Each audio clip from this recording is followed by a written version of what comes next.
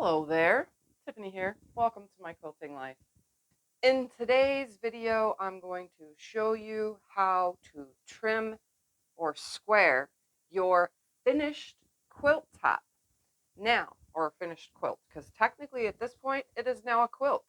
The only step is, well, two steps. The only step left really before the final step is to trim it or square your quilt top up. A lot of people do this differently. I do it this way, but I'll show you a different way at the same time. So the first thing I do want to suggest when trimming a quilt is having a large cutting surface. So if you don't have a big desk like I do, as you can see, it's a pretty big desk.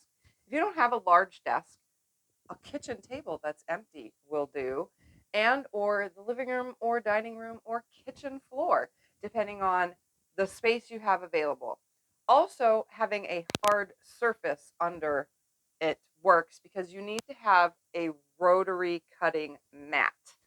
That will help. Now, this is for rotary cutting purposes. You could also square and trim your quilt using scissors like this. Doop, doop, doop, and just cut, cut, cut nice and straight. You can do that. I mean, nobody's going to stop you however you trim your quilt. But I'm going to show you how I trim a quilt. The first thing I do is go, oh my goodness, this is a queen size. It's going to take a few minutes. All right, so the first thing we're going to do is I'm going to find myself a corner. It's best to start in a corner. Now, some quilters,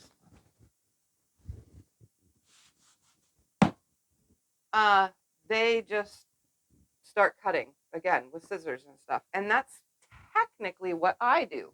But I'm going to show you by grabbing a large square. So here is I think this is 15-inch square. So here's a nice big square. This is the some quilters way. I don't typically do it this way unless I'm worried about the squareness of the quilt. But this quilt came out super square on the long arm. It literally basted it perfectly on both sides, and the bottom was straight as can be. So I'm not really worried about the squareness of this quilt. But if you are, a big square ruler would be your friend in squaring your quilt. So, big square ruler, option A. We're going to lay that big square ruler right here, just like this, in the corner of the quilt. You're going to grab yourself a rotary cutter. I'm going to straighten this out. Notice I put you guys like way far away so that you can see, because this quilt is enormous. We're going to start by making sure that everything is square. So not only am I making sure that the quilt is square, but the outside of the border is square.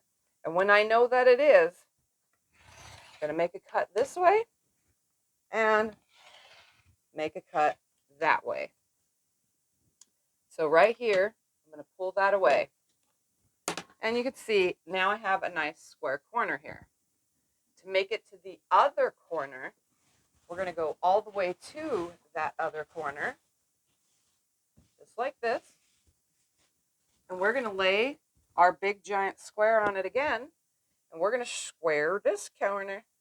So I'm just going to line it up here with the edge of the quilt, as well as I'm looking at the lines on here, making sure that the lines on the ruler also match the first border. Once I know they have, I'm going to make that cut, and I'm going to make this cut up to the edge of the ruler. So you can see right here is nice and square.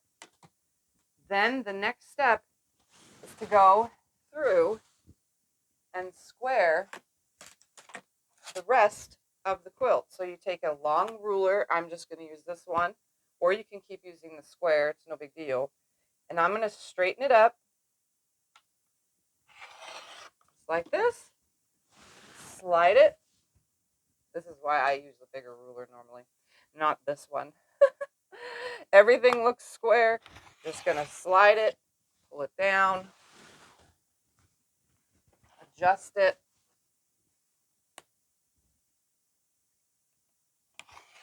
I'm lining up the edge of the quilt top with the edge of the ruler.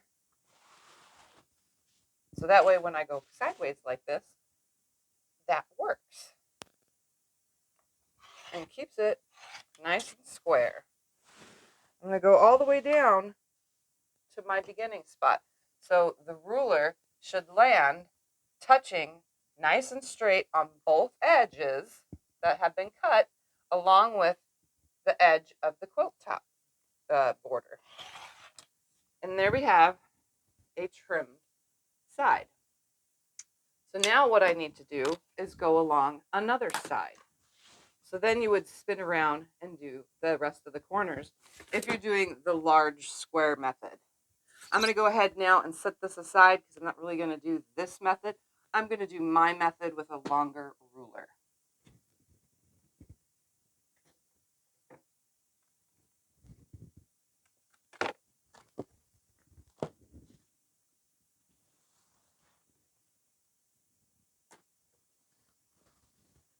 Okay.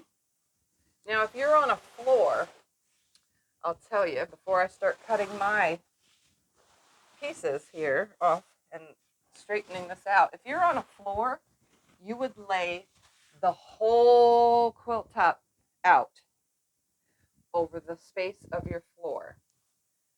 Then you would take a rotary cutting mat, this right here, a loose mat that you have available, and you would slide it under the section that you're going to cut. And then you would just get down on the floor, cut that section, slide your cutting mat and your ruler and everything up, cut that section, slide the next section, cut that section. So that's what you would do if you were on the floor. All right, the way I do it, usually I just have a long ruler. So this is 8.5 by 24 inch. I'm gonna lay it on here. And what I do is line it up on the edge of the quilt top, and then I use the markings on the ruler to line it up on the edge of the quilt, just like this.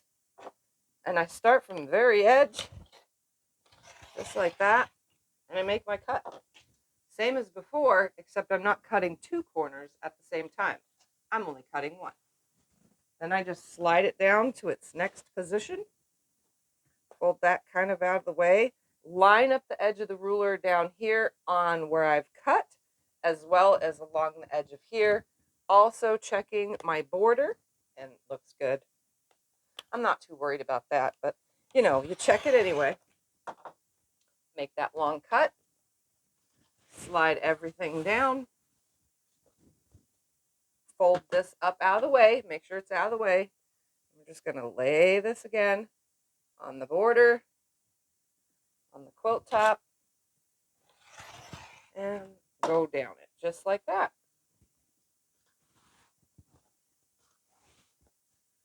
So all I'm doing is just adjusting, laying it down, lining it up. Everything looks good. It's touching the same number on both sides.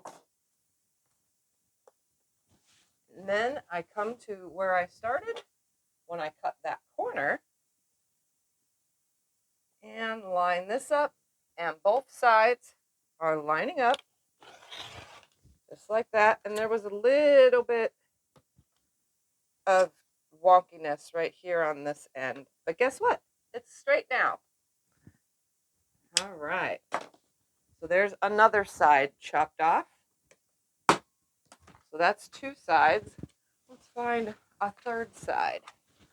Here we go. Here's that side that still has the corner. And I'm going to bring you up close now so that you can see the cutting. As you can see, right here in this corner, my batting shows a little bit, but guess what? That will be hidden in the seam allowance. All I'm really looking for is a squared corner that matches with this. So sometimes when I'm long arm quilting, things shift ever so slightly. So this side might be 1/8 of an inch shorter than the other side, but that's okay. This time, this side was beyond, so this side was perfect and spot on. My square was not, but you can cut that away, but binding always hides that. So we're just gonna slide it down to where I can see, placing the long ruler on here. And as you can see, it lines up from all the way here to nice and straight down here at this end. Go ahead, take my cutter, making sure that that batting is out of the way, and then make the cut. And now you can see a nice straight edge. Sliding it down.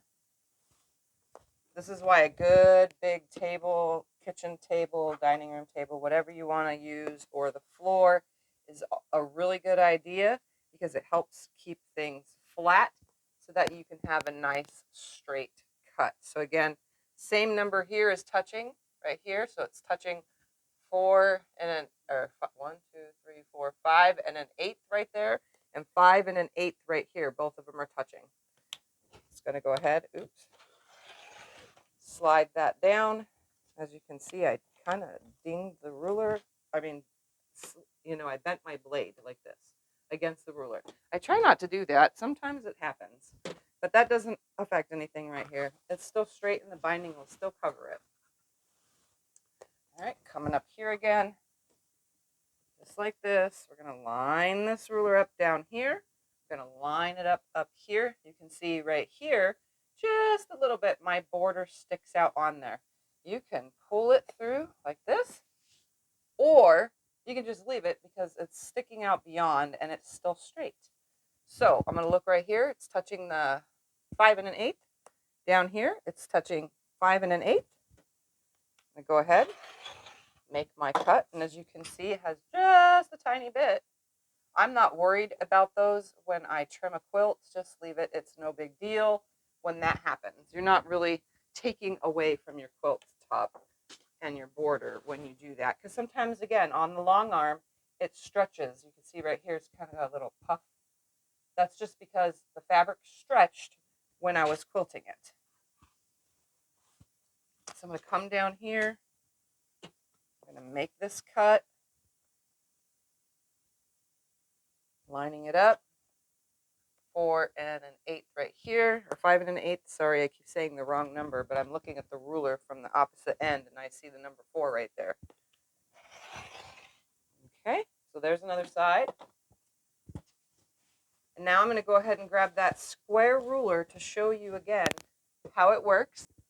Here is that large 15-inch square. I'm going to lay it on here. We're going to come to right here of the quilt. And I'm going to slide it to right here. And as you can see, my batting sticks out beyond it just ever so slightly. But right here is touching and right here is touching. Just like that. When I go to put the binding over it, it's going to cover that. Sometimes it shows. Again, I cannot control the shifting or the shrinkage or the adjusting of the quilt top when it is on the long arm. It still adjusts ever so slightly. Just going to go ahead and cut off that edge, come in and make that square cut right here. And as you can see, it's a nice square. My binding is going to wrap around and cover it, whether I bind from the front to the back or the back to the front, which is what I do. But say you don't want to see that. You would just take your ruler and back it down a bit. So now you're going to lose size on your border fabric on both your top and bottom, but then you can make it nice and square and you shouldn't see your batting at all from the front side. But that's okay. Like I said, it's no big deal. All right, I'm just going to cut away as if this was that long side. I'm just going to cut away right here. Nice straight edge ruler. Lining it up right here. Lining it up on the edge right here. And you would just make, oops. It's a fresh blade too. Go figure, guys. It's my cutting mat. It's so damaged. All right, so that's nice and cut. See? So there's another one. And there's one more side. So easy to do. This was my top. As you can tell, I don't leave myself a lot of space when hooking it to my long arm. If you were actually going to use your backing fabric, you would cut as binding. All you would do is cut the backing fabric to about 1.25 inches away from the quilt top. And then you would fold it over in once it over again, and then top stitch all the way around.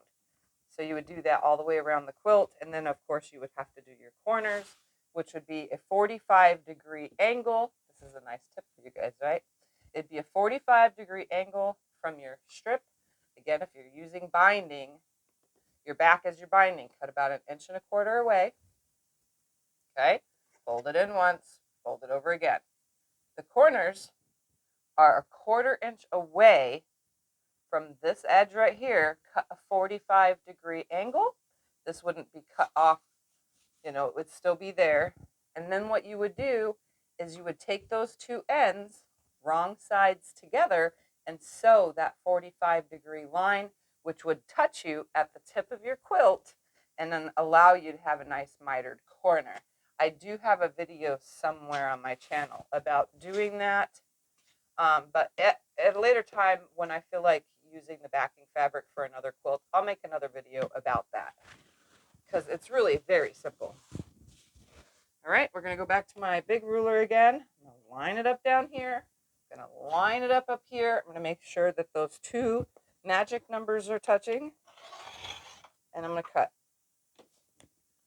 Pick up my ruler, slide the quilt down. Again, if you're on the floor or any other table, on another table, just make sure that your mat doesn't slide around. So put some masking tape, fold it in half underneath it, you know, to create two-sided tape. Fold it together.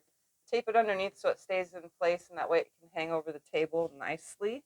If you're on the floor, you can just adjust your mat and your ruler and your everything with you around the whole quilt. Magic number, make the cut. It's fairly easy to do. Again, magic number, make the cut. And this is my last and final side. So this is my last and final cut right here. So hopefully you got the general idea of how to square your quilt. So right here, because I'm using the long ruler, I'm going to make sure that right here is on a line and it's nicely across the quilt right here. Okay, so there is my line. I'm going to line up the edge of the ruler down here. Everything is nice and square. And I'm going to make my cut. And there we have a fully trimmed quilt. And you can see the back and the front, nice and square. And if I were to be able to, while on camera, fold the ends together like this. And don't ever trim a quilt folded like this, by the way. Don't ever fold it and cut it. It doesn't work well.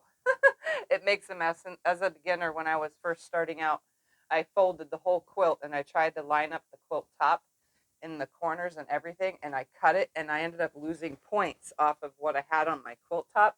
It was a disaster, just a disaster. But look, both of these line up. Oops, where's the other edge? Right there.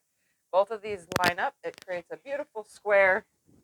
I'm not folding this whole thing. So there we have it. It's all trimmed. It's ready for me to bind. I managed to do it really quickly. I think this is, out of all the steps of making a quilt, this is the fastest, is trimming your quilt, even if you're doing it on the floor, which is what I used to do before I had a sewing room and I was in the garage. It was so much easier for me to just throw the quilt nice and square on the floor, and I took my cutting mat and my ruler and my rotary cutter and just went around the whole quilt little by little. And then there were those times where I wasn't 100% sure. This was even before that. And I used my handy dandy scissors and just cut around the edge of the quilt all the way, following it really nicely. Make sure you have sharp scissors for that. But I followed it around really nicely. And you know what? Those quilts were just as square as the quilts I'm doing today. So no matter, excuse me, that was random. No matter the way you do it, the easier it gets over time. The only other step I do is if I'm going to use the backing fabric left over, if I'm going to use that for binding, I usually prep it by folding it along the selvage, and then I get it ready to cut. But if I'm doing a client quilt after I trim it, because some of my clients want me to trim their quilts because I have a bigger space, after I trim it, I usually just fold everything up. I separate the batting from the thing because most people don't want the batting scraps. I mean, why would you want to send that back in the mail anyway? That's just too much. But anyway, I separate the batting and then I fold up my scraps as nicely as I can to keep it, nice. Or I get it ready for the sending it back in the mail or making binding. So that's how I do it. That is how I trim a quilt. I do like get myself out of breath doing that, even at my table, but you know what? It is what it is. So hopefully this video helped you, and if you're interested in how this quilt was made, the video was just shared and I'll link it in the description below. But it's a beautiful quilt nonetheless. So if you're interested in seeing this quilt being made, check out that video in the description below. I'll see you later, my friends. Bye.